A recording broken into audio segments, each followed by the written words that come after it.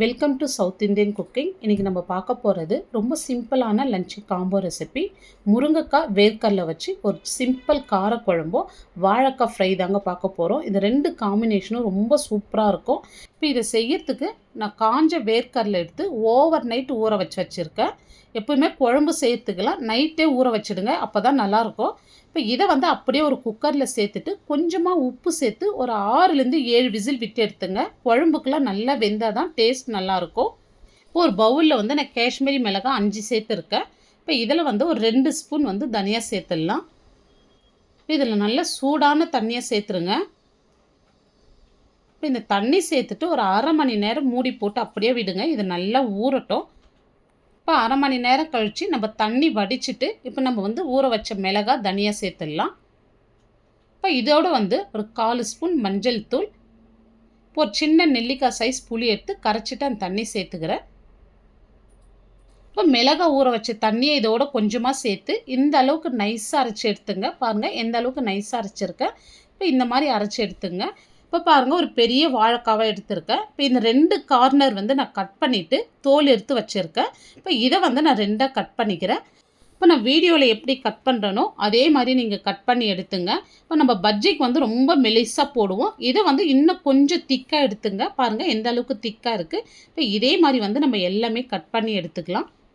பாருங்கள் இந்த அளவுக்கு திக்காக கட் பண்ணி எடுத்துங்க. இப்போ நம்ம அரைச்ச மசாலா ஒரு அகலமான பிளேட்டில் சேர்த்துட்டேன். இப்போ இதோடு 1/2 ஸ்பூன் இஞ்சி பூண்டு விழுது, 1/2 ஸ்பூன் கரம் மசாலா, இப்போ 1 ஸ்பூன் கடலை மாவு சேர்த்துங்க. இந்த கடலை மாவு சேர்க்கறதுனால மசாலா பிரிஞ்சு போகாது இருக்கும். இப்போ இந்த மசாலாவுக்கு தேவையான அளவு உப்பு, கொஞ்சமாக பெருங்காயம் சேர்த்துட்டு நல்லா கலந்து விட்டுங்க. இப்போ 1 ஸ்பூன் கடலை மாவு சேர்த்துருக்கேன். நீங்கள் வேணும்னா இன்னும் 1 ஸ்பூன் கூட சேர்த்துங்க. இப்போ பாருங்கள் வாழைக்காய் இப்போ நம்ம மீனுக்கு எப்படி நம்ம மசாலா போடுவோமோ அதே மாதிரி மசாலா போட்டு எடுத்துங்க. இப்போ பாருங்கள் இதே மாதிரி நம்ம எல்லா வாழைக்காய்க்கும் மசாலா போட்டு எடுத்துக்கலாம்.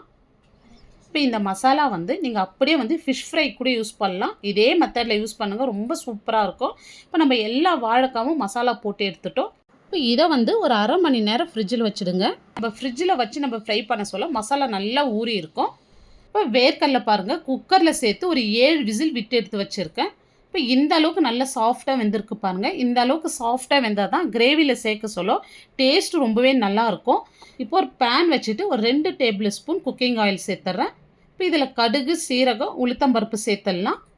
இப்போ இதோடு கொஞ்சமாக வெந்தயம் சேர்த்துங்க, நிறைய சேர்க்காதீங்க. இப்போ இதோடு கொஞ்சமாக கருவேப்பிலை, ஒரு 50 கிராம் சின்ன வெங்காயம் எடுத்து 2ஆக கட் பண்ணி வச்சுருக்கேன்.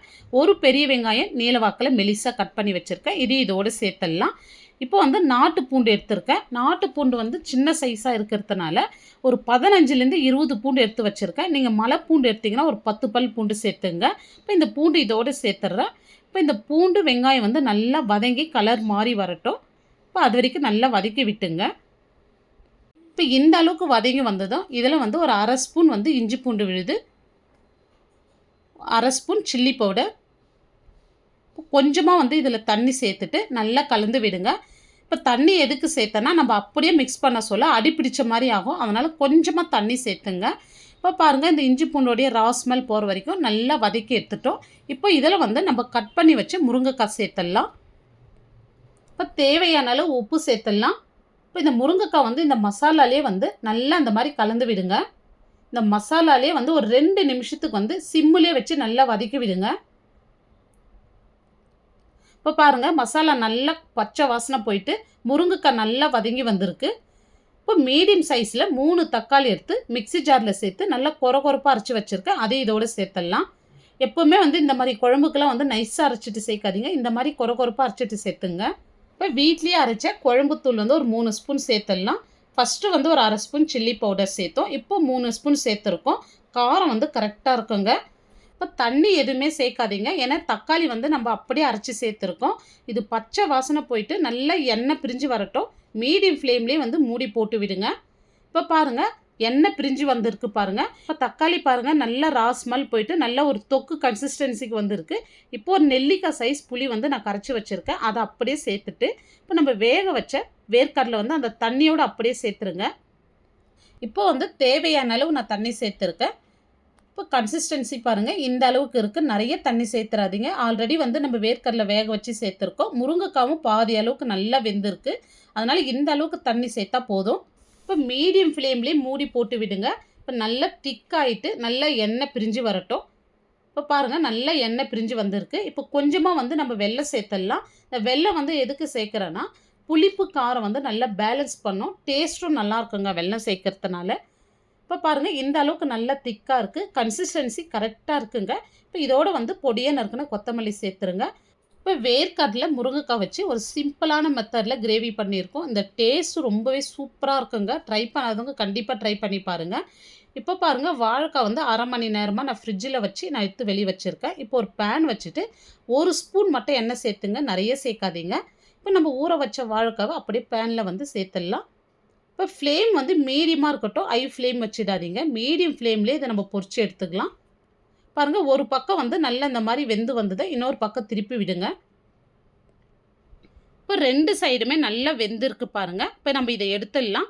மசாலா கொஞ்சம் கூட பிரிஞ்சு வரல பாருங்கள். ஏன்னா நம்ம கடலை மாவு சேர்த்ததுனால மசாலா வந்து பிரிஞ்சு வராது. இப்போ மசாலா உதிராத வாழைக்காய் ஃப்ரை வந்து நம்ம பண்ணி எடுத்துட்டோம் பாருங்கள். எல்லா வாழைக்காயும் நம்ம ஃப்ரை பண்ணி எடுத்துட்டோம். இப்போ இந்த சூடான சாதத்துக்கு இந்த வாழைக்காய் ஃப்ரையும் வேர்க்கடலை முருங்கைக்காய் காரக்குழம்பு வச்சு சாப்பிட்டு பாருங்கள். ரொம்ப சூப்பராக இருக்கும். இந்த லஞ்சு காம்போ உங்களுக்கு பிடிச்சிருந்தா நீங்கள் கண்டிப்பாக ஒரு முறை செஞ்சு பாருங்கள். லைக் பண்ணுங்கள், ஷேர் பண்ணுங்கள். நம்ம சேனலை ஃபஸ்ட் டைம் பார்க்குறீங்கன்னா சப்ஸ்கிரைப் பண்ணிவிட்டு அப்படியே ஆல்ன்ற ஆப்ஷனையும் கிளிக் பண்ணிவிடுங்க. அப்போ தான் நான் போடுற வீடியோ உங்களுக்கு உடனுக்குடனே நோட்டிஃபிகேஷனாக வரும். தேங்க்ஸ் ஃபார் வாட்சிங்.